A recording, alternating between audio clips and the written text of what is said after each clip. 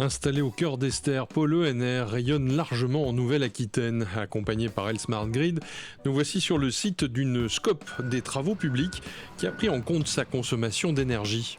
Où on s'auto-force à penser aux énergies renouvelables et à améliorer notre bilan. Alors ça a toujours été un peu dans notre ADN depuis que j'ai pris la gestion de l'entreprise, c'est-à-dire que quand on a créé ce dépôt-là il y a maintenant 12 ans, on a mis des cuves de récupération d'eau de pluie pour laver le matériel, on a mis des premiers panneaux pour le ballon d'eau chaude, pour les douches et les lavabos. Et ça, c'est pour le point de départ. Aujourd'hui, à l'arrivée, une véritable centrale photovoltaïque. Oui, c'est un local technique qui est consacré à la fois au photovoltaïque et au stockage. Et l'énergie, elle arrive des modules solaires jusqu'à cet onduleur, où il transforme le courant continu en courant alternatif. Et quand on a une production qui est supérieure à la consommation, il y a un petit ordinateur qui le détecte dans le tableau général électrique et qui envoie l'ordre de stocker l'énergie pour plus tard. Et c'est ce qui se fait dans cette partie de l'installation. Sur ce site, donc 23 kg en toiture de panneaux solaires, un onduleur de 20 kg, du stockage, 48 kg de stockage, 3 bornes de charge de voitures qui pourra évoluer au fil des années vers plus de voitures électriques. Peut-être le bâtiment s'agrandira, remettre des panneaux, il n'y a aucun souci, c'est évolutif. Alors ici, nous pouvons stocker 48 kWh d'énergie électrique. Et chaque module de batterie, il fait 4,8 kWh. Et à l'intérieur de chaque module, il y a 14 cellules de 14 petites batteries qui sont regroupées entre elles. Qu'est-ce que ça donne comme autonomie à l'entreprise, une réserve comme celle-là ? Ça dépend.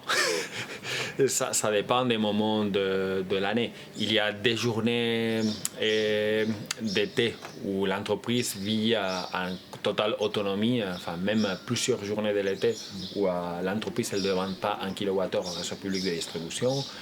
Il y a des jours très nuageux de l'hiver où le stockage va apporter une autonomie de 2-3 heures supplémentaires après le coucher du soleil. Donc c'est variable en fonction de la saison. Parce que forcément on produit plus d'énergie l'été que l'hiver, et c'est variable en fonction de la consommation d'énergie du site. Et il y a certains moments de l'année où on allume plus d'appareils sur le site que d'autres. À côté de la récente centrale photovoltaïque, 2 installations plus anciennes. Il y en a 3 sortes de panneaux. Il y a les premiers, je vous disais tout à l'heure, là, pour la production d'eau chaude. Après, on a fait une première étape, là c'était un peu plutôt financier, hein, c'était sur le rachat à 60 centimes. Donc on a profité, on a installé 300 mètres carrés de panneaux qui maintenant, rentabilité faite et remboursement d'emprunt fait, nous font une petite rémunération annuelle à tous les associés de la SCOP. Il a fallu combien de temps ? 7 ans. Voilà. Et derrière, on a fait ce joli panneau sur les 100 derniers 25 mètres carrés là-bas pour l'autoproduction et l'autoconsommation d'électricité. On n'arrive pas à couvrir tous les besoins. On est en excès l'été, en manque l'hiver malheureusement, mais ça dépend du soleil.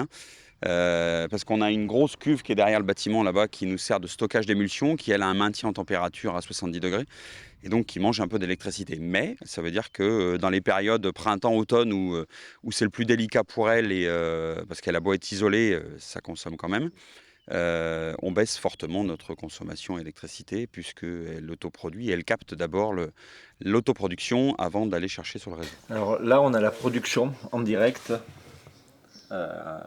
La production du champ PV.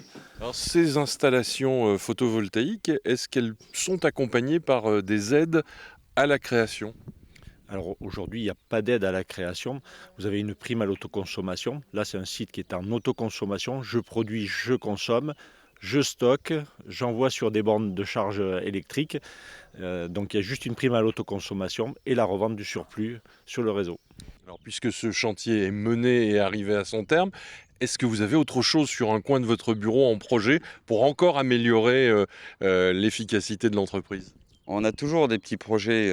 Là, on va essayer de se pencher plutôt sur nos déchets et sur le tri de nos déchets et améliorer la valorisation. Donc, on a déjà des bennes en place et les gars sont briefés et responsables là-dessus parce qu'ils font très attention sur le tri de tous les déchets chantiers.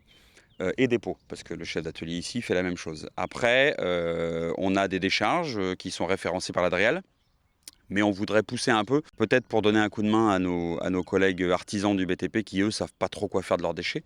Peut-être un peu aussi au syndicat de déchets là, qui lui, ne sait pas trop faire de ce qu'ils appellent les gravats, que nous, on pourrait valoriser peut-être pour eux. Et pendant ce temps-là, devant le panneau de contrôle, En ce moment, l'installation solaire photovoltaïque elle est en train de faire 5,4 kW de puissance.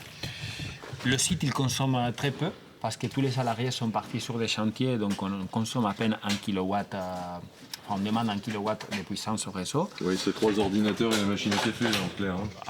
Pas beaucoup plus. Et dans ce cas-là, comme on produit 100 kW et on consomme seulement 1 kW, le reste, on est en train de le stocker pour ce soir. Vous voyez que la batterie, elle est déjà à 25% de capacité.